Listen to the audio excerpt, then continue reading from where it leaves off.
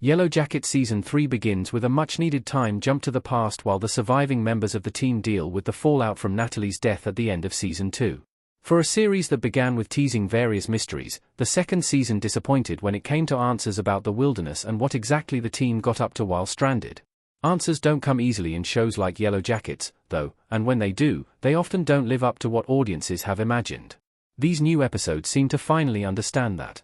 As if the pressure has been lifted, the first 4 entries of Yellowjackets Season 3, which were provided for review, feel lighter somehow, even as they continue to deal with very dark subject matter. The show finds a good balance between humor and horror, giving many of the plots that felt tightly wound in Season 2 room to breathe. Anyone expecting a plethora of answers early on will find themselves disappointed again, but Yellowjackets is proving, like shows before it have often done, that answers aren't the point. I'm even starting to suspect that creators Ashley Lyle and Bart Nickerson don't have all the answers themselves. They may have begun with them, but the beauty of television and the long-form format is that things can and will change. Yellowjackets continues to evolve, and this new season feels like a breath of fresh air, one that is as sharp as before but with a new confidence that is refreshing. Yellowjackets Season 3 finds a nice medium for the show's wild swings. The lack of answers may be frustrating, but the series is still a gripping watch. When we get back together with the team in the wilderness, the dire situation at the end of Season 2 has fixed itself. The Yellowjackets, for the most part, are in a relative state of peace. They hold a summer solstice celebration, with Van recounting the events thus far. They have a garden and animals and shelters. It's a time of abundance.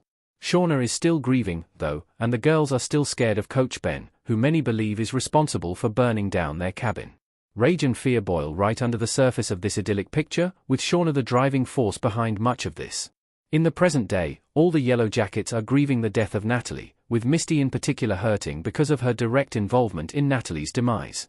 It's a fascinating counterpoint to see the ways grief drives their younger selves versus how the adult Yellowjackets handle it. The younger Yellowjackets mostly still have hope. Despite the destruction of their shelter, they find ways to build a new method of survival. In the present day, this grief manifests in much darker ways. Van and Tysa are driven further into each other's arms, in an almost toxic way. They feed into each other's worst impulses. Misty is driven to alcoholism and the relentless pursuit of friendship, despite Shauna making it very clear that she wants nothing to do with her. And Shauna must contend with all the rage still bubbling inside of her. Shauna is very quick to blame everyone else for her internal strife in both the past and present, something we saw in her relationship with Jackie and now, in her marriage with Jeff and friendship with Misty. She refuses to look inward, which is a response to the trauma she has experienced. In a way, all the Yellowjackets do this, but it affects Shauna the most deeply.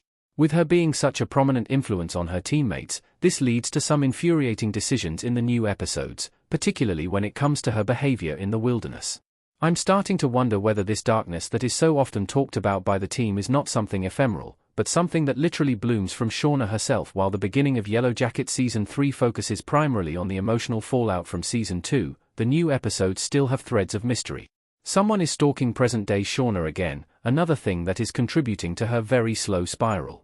It might be obvious who it is to anyone paying attention to casting, but Melanie Lynskey is so delightfully deranged in her role that it's still fun to watch. Ty still continues to pursue the mystery of the man with no eyes as the ever-present it of the wilderness begins to take hold in the present-day timeline. But, it's in the past that Yellowjackets goes full lost, as the team begins to hear a mysterious noise that may or may not be a collective hallucination. All of these elements, and many, spoiler-wise ones unmentioned, make for a great beginning to the new season. I won't lie, I'm as impatient for answers as anyone, and sometimes, the series feels afraid to commit to any. Luckily, Yellowjackets finds a new groove in Season 3 that makes this easier to roll with. The balance between humor, emotion, and darkness is one that is hard to pull off, and it seems that the series has finally found a way to manage it all.